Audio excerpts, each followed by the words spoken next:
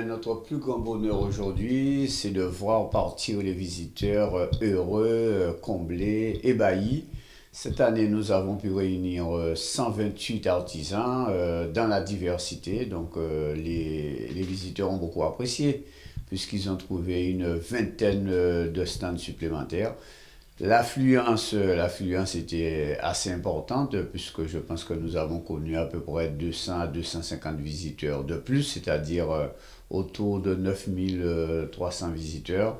Franchement, c'était un week-end merveilleux pour l'artisanat et la production locale de Guadeloupe. Eh bien, cette année, nous avons eu plus de 300 demandes.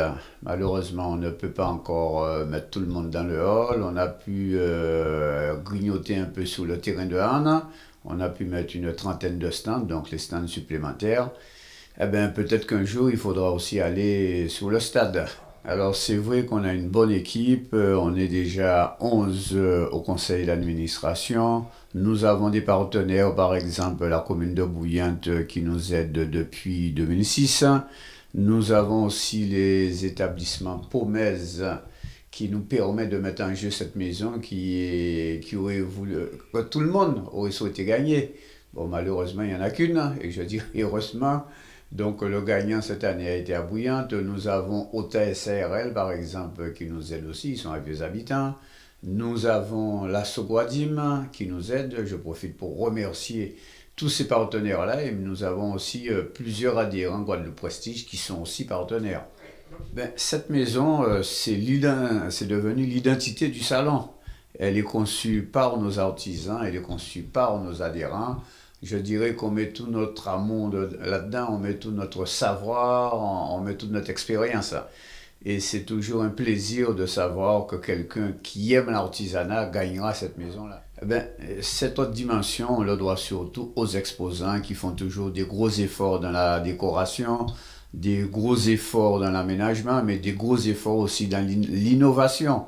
Celui qui fait des bijoux, par exemple, quand le connaisseur passe, il verra que ce qu'on avait l'année dernière, c'est pas ce qu'on retrouve cette année. Au niveau des cuisines, c'est pareil.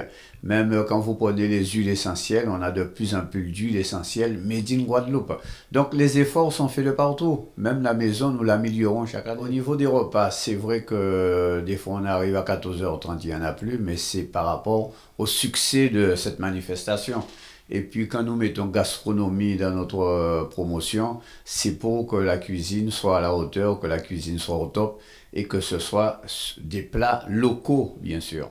Le salon Guadeloupe Prestige, comme je le dis souvent, c'est notre artisanat, c'est notre production locale, ce sont nos artisans et on dit souvent l'artisanat, premier employeur de Guadeloupe. Rendez-vous l'année prochaine, au deuxième week-end du mois de mars en 2020, bien sûr.